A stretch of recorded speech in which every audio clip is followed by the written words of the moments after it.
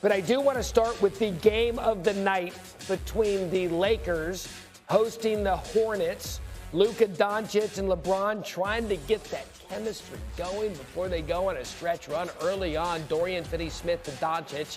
You've seen that before. Lakers cut it to 1. This was a close game all the way into the fourth quarter. Lakers trailed by 2. Doncic finds LeBron. Drives and throws it over Mark. Look at how aggressive this was. Quick behind-the-scenes story. Remember they were supposed to trade for Mark Williams? And remember Williams failed the physical? Yeah. Bronny's like, wow, look at my dad. Game tied at 80. After the Hornets answer with the 3, LeBron step back over Williams, tied at 83. Under 3 minutes left in the fourth. Hornets down 2. Look at LaMelo just make Luka look like a noon game at the Y. Just crosses him over, ties it at 90 again. Now Lakers down 1. Rui Hachimura with the miss. Luka down low, bucket, board. 14 points, 11 rebounds, 8 assists. Lakers take a lead by 1. Under 20 seconds to play now. Melo. Oh, that is so good. Charlotte up 4. So 12 seconds left. Lakers need to get a bucket to stay in this one. Guess who?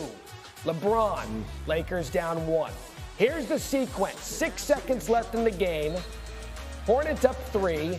Redick drawing up a ball play. Will it be Luka or LeBron?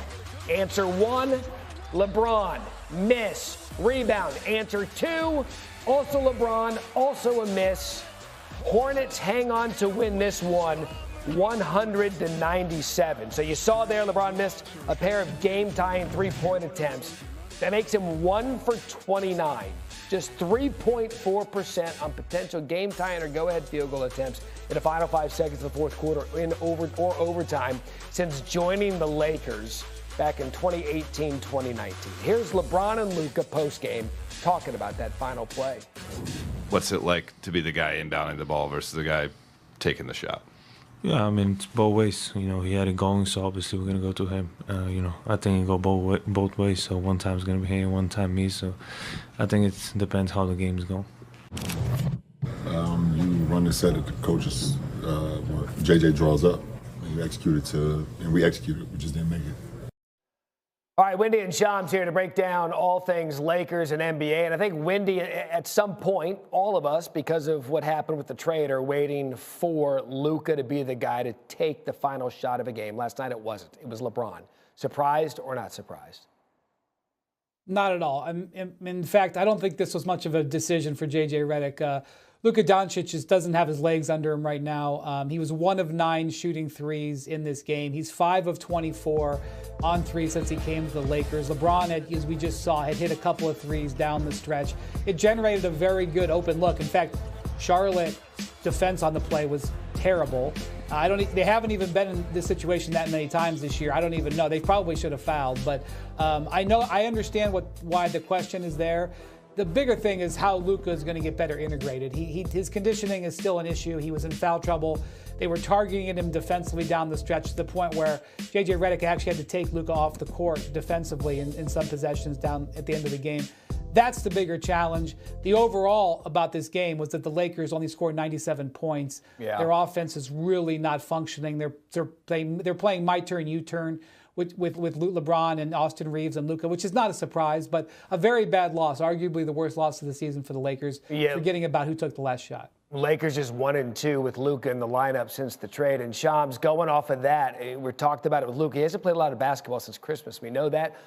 Wendy just said a moment ago, doesn't appear to have his basketball legs under him just yet. We had the All-Star break. So how far away is Luka from being 100%? Matt, Luka Doncic obviously is still working himself into basketball shape. And let's remember that he's played 3 games since Christmas, and that calf injury, which had become worrisome in the eyes of the Mavericks, that calf injury had sidelined him for the most significant point of his entire career. And so he's rehabbed it. Obviously, he's back on the floor now, and I think we're going to see gradual steps.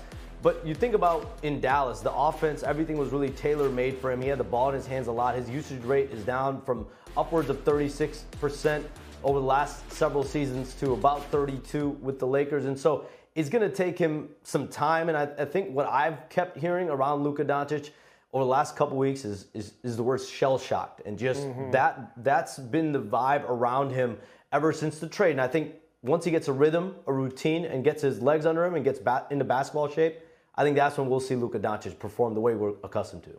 And that kind of begs the question, Wendy, how long is that going to take? How long is that rhythm going to take? What do you need to see from them going forward? Because this was a move, I know, big picture, win in the long term with Luka Doncic, but LeBron only has so many miles left in that tank, and so you're hoping that this duo can put it together at some point here in the near future to go on a run.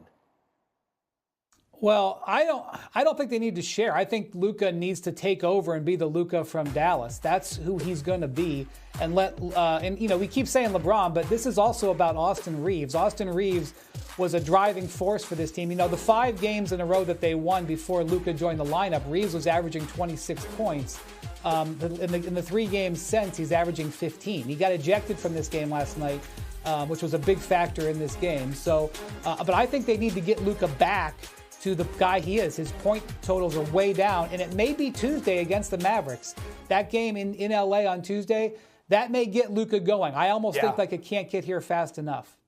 Yeah, you playing against his former team. He's definitely going to have some emotion in that one, but you just wonder, when is he going to take that next step for the player that we saw lead the Mavericks to the NBA Finals last year? Gentlemen, much more with you coming up in just a bit here. Still doesn't know all the plays. He doesn't know all the defensive coverages, all the signals and things that we've built since September. So, obviously we were trying to fast track it on the fly. He's coming back from his injury. He's getting back into form. So we're all working through it together. You heard Luka mention the turnovers. The Lakers as a team had 18. Luka had 6 of them, tying his season high. 4 turnovers in a game. And again, probably just get familiar with the offensive system. 5 of his 6 turnovers came in the first quarter alone. So we ironed it out the last 3. Senior NBA writer Brian Windhorst joining the program now. Wendy, good morning. Thanks for getting up early with us. Just 3 games into the LeBron and Luka pairing. We're already dissecting who gets the final shot. Last night, it was LeBron. 2 times over. What did you make of the call by JJ Redick to give the rock to LeBron, maybe over Luka?